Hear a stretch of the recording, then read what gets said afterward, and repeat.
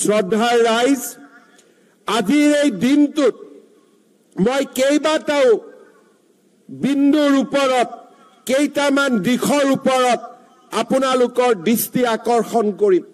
এখন ৰাজ্যৰ অৰ্থনৈতিক অভ্যুত্থানত নগৰীকৰণে আটাইতকৈ গুৰুত্বপূৰ্ণ স্থান দখল কৰে। আৰবানাইজেশ্যনৰ অবিহনে এখন ৰাজ্য কেতিয়াও অৰ্থনৈতিক দ্ৰুত গতিলৈ আগুৱাই যাব নোৱাৰে।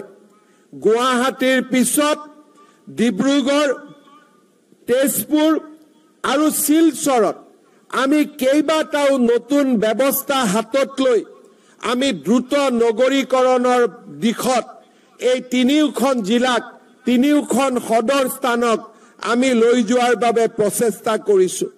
মই ইতিমধ্যে কৈ অহাৰ দৰে ডিব্ৰুগড়ত অসম বিধানসভাৰ নতুন ভৱন নিৰ্মাণকে আদি কৰি ইনফ্ৰাষ্ট্ৰাকচাৰ ডেভেলপমেণ্টৰ জৰিয়তে আমি অহা 3টা বছৰৰ ভিতৰত ডিব্ৰুগড়ত অসমৰ দ্বিতীয় ৰাজধানী তথা মহানগৰৰ ৰূপে আমি লৈ যাব বিচাৰিছো।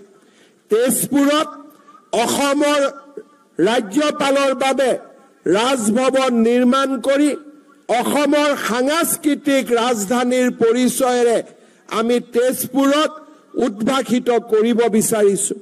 শিলচৰত আমি এটা সচিবালয় নিৰ্মাণৰ লগতে মুখ্য সচিবৰ কাৰ্যালয় শিলচৰত নিৰ্মাণ কৰি আমি বৰাক আৰু ব্ৰহ্মপুত্ৰৰ মাজৰ দূৰত্ব হ্ৰাস কৰি আমি অসমক এখন মহান ৰাজ্যলৈ লৈ যাব বিচাৰিছো।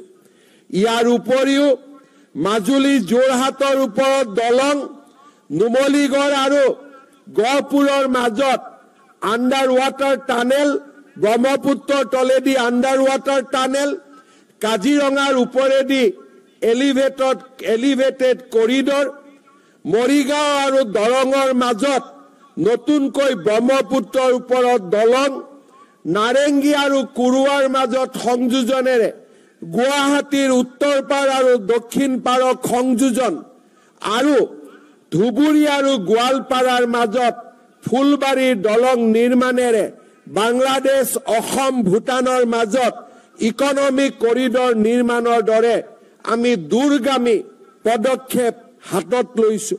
শিলচৰ আৰু গুৱাহাটীৰ মাজত দূৰত্ব 5 ঘণ্টালৈ কমাই আনি শিলচৰ আৰু গুৱাহাটীৰ মাজত এক্সপ্ৰেছ হাইৱে নিৰ্মাণৰ পৰিকল্পনা এই বছৰৰ ভিতৰতে আমি বাস্তৱত ৰূপায়িত কৰিব বিচাৰিছো।